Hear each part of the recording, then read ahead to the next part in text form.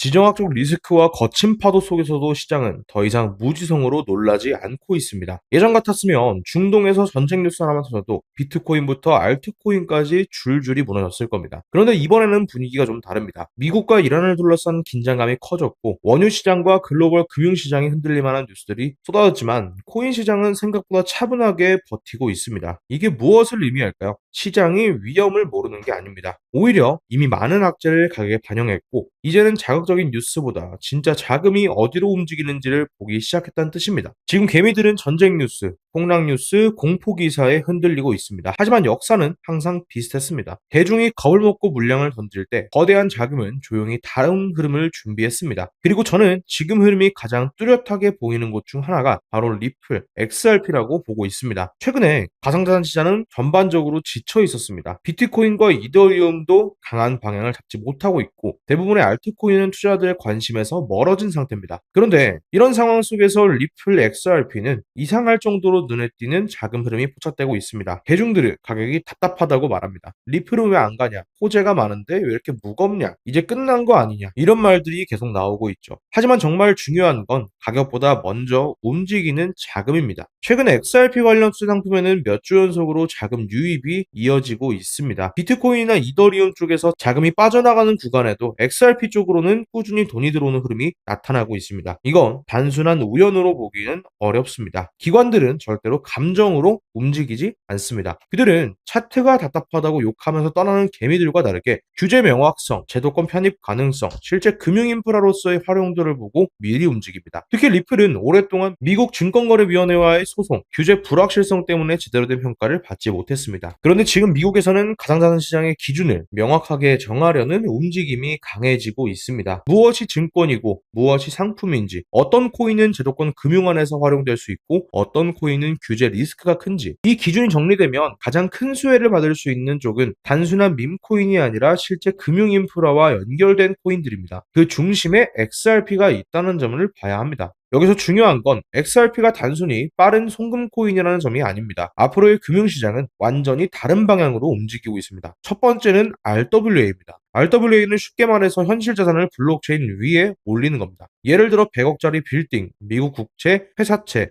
부동산 같은 자산을 잘게 쪼개서 블록체인에서 거래할 수 있게 만드는 구조입니다. 예전에는 큰 돈이 있어야만 투자할 수 있었던 자산을 앞으로는 훨씬 더 작은 단위로 사고 팔 수 있게 되는 겁니다. 두 번째는 CBDC입니다. 전 세계 중앙은행들은 이미 디지털 화폐를 준비하고 있습니다. 달러, 유로, 위안화 같은 국가 단위의 화폐가 디지털 형태로 바뀌게 되면 국가 간 결제와 송금 방식도 완전히 달라질 수밖에 없습니다. 세 번째는 AI입니다. AI는 이제 단순히 글을 쓰고 그림을 그리는 수준이 아닙니다. 앞으로는 AI가 투자 판단을 하고 자동으로 자산을 사고 팔고 24시간 금융거래를 실행하는 시대가 올 수 있습니다. 그렇다면 여기서 가장 중요한 질문이 생깁니다. RWA가 거래될 때 그 돈은 어디로 지나갈까요? CBDC가 국가 간 이동할 때 어떤 통로를 사용할까요? AI가 수많은 자산 거래를 자동으로 실행할 때 결제와 청산은 어디서 처리될까요? 결국 답은 하나입니다. 결제와 청산 인프라입니다. 아무리 좋은 자산이 있어도, 아무리 빠른 AI가 있어도, 아무리 국가 디지털 화폐가 발전해도 실제 돈이 움직이는 통로가 없으면 금융 시스템은 돌아가지 않습니다. 쉽게 비유하면 이렇습니다. 전 세계 모든 상점에 카드 단말기가 깔려 있다고 생각해 보세요.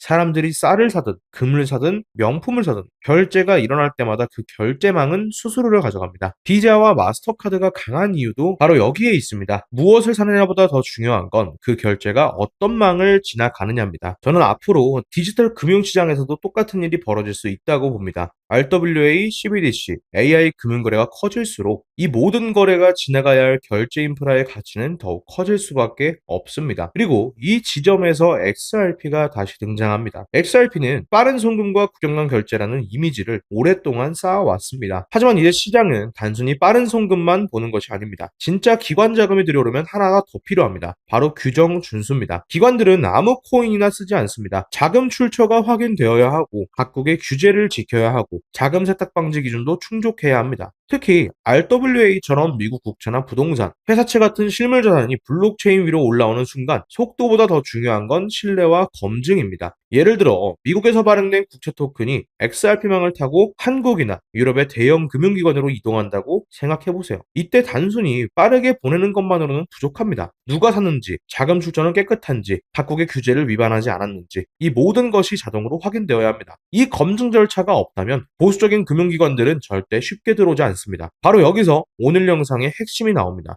XRP가 고속도로라면 그 고속도로 위에서 모든 차량을 확인하고 통제하는 관제 시스템 역할을 하는 코인이 따로 있다는 겁니다. 이 코인은 XRP와 경쟁하는 코인이 아닙니다. 오히려 XRP가 실제 제도권 금융 안에서 제대로 쓰일 수 있도록 도와주는 보조 인프라에 가깝습니다. KYC, 자금 세탁 방지, 규정 준수, 블록체인 간 연결, 기관용 검증 시스템 이런 역할을 담당하는 코인인 거죠. 대중들은 다 XRP만 보고 있습니다. 하지만 큰 자금은 XRP만 보는 게 아닙니다. XRP가 실제 금융망에서 돌아가기 위해 필요한 주변 인프라까지 함께 보고 있습니다. 그리고 이런 보조 인프라 코인은 아직 시장에 제대로 알려지지 않았을 때 가장 큰 기회가 생깁니다. 이미 모두가 아는 코인은 가격의 기대감이 어느 정도 반영되어 있습니다. 하지만 대중이 모르고 뉴스에도 크게 나오지 않았고 유튜브에서도 많이 다뤄지지 않은 코인은 다릅니다. 기관용 인프라와 연결되어 있는데도 아직 시가총액이 작고 거래량이 조용히 쌓이고 있다면 그건 눈여겨볼 필요가 있겠죠. 그래서 저는 지금 이 흐름을 굉장히 중요하게 보고 있습니다. 왜냐하면 앞으로 코인 시장은 단순히 어떤 코인이 유명하냐가 아니라 어떤 코인이 실제 금융 시스템 안에서 필요한 역할을 하느냐로 재평가될 가능성이 크기 때문입니다. 과거에도 그랬습니다. 2021년에 많은 사람들이 코인은 끝났다고 말했을 때 폴리곤 같은 종목은 시장에 관심을 받기 전부터 조용히 움직였습니다. 그 결과 엄청난 상승을 보여주었죠. 물론 모든 코인이 그렇게 되는 것은 아닙니다. 하지만 시장이 지쳐있고 대중이 외면하고 기관 자금이 다음 인프라를 찾는 구간에서는 항상 새로운 기회가 만들어졌습니다. 지금도 저는 비슷한 구간이라고 봅니다. 많은 사람들이 비트코인만 보고 있습니다. 어떤 사람들은 XRP만 보고 있습니다. 하지만 저는 XRP가 움직이기 위해서 반드시 필요한 뒤쪽 인프라, 즉 규정 준수와 기관용 연결망 역할을 하는 히든코인을 함께 봐야 한다고 생각합니다. 이 코인은 아직 대중적으로 크게 알려지지 않았습니다. 그래서 지금 가격이 낮게 머물러 있을 수 있고 그래서 오히려 기회가 될 수도 있습니다. 다만 여기서 반드시 말씀드릴 게 있습니다. 이건 무조건 오른다는 이야기가 아닙니다. 코인은 변동성이 크기 때문에 특히 아직 시가총액이 작은 코인은 상승도 빠르지만 하락도 빠릅니다. 그래서 절대로 여러분들은 생활비나 대출금으로 접근하시면 안 됩니다. 일상생활에 지장 없는 소액, 이로도 감당 가능한 여유자금 안에서만 보셔야 합니다. 제가 오늘 이 종목을 영상에서 바로 공개하지 않는 이유도 있습니다. 아직 거래량이 얇고 대중에게 많이 알려지지 않은 종목이기 때문에 공개적으로 한 번에 언급되면 가격이 과하게 흔들릴 수가 있겠죠. 그래서 관심 있으신 분들께만 따로 정리해서 공유해 드리려고 합니다. 방법은 간단합니다. 지금 보고 계신 영상 하단에 더보기란을 한번 클릭해 주세요. 그럼 여기에 제가 이렇게 구글 폼 링크를 남겨두었습니다. 이 링크로 들어오신 뒤 간단한 설문을 작성하시고 하단에 제출 버튼 눌러주시면 됩니다. 제가 확인한 뒤에 현재 제가 주목하고 있는 히든 코인의 정보와 관심 있게 봐야 할 포인트를 정리해서 제공해 드리겠습니다. 다시 말씀드리지만 이건 유료 리딩방이나 금전 요구가 아닙니다. 정보를 받아보시고 직접 공부해 보시라는 의미입니다.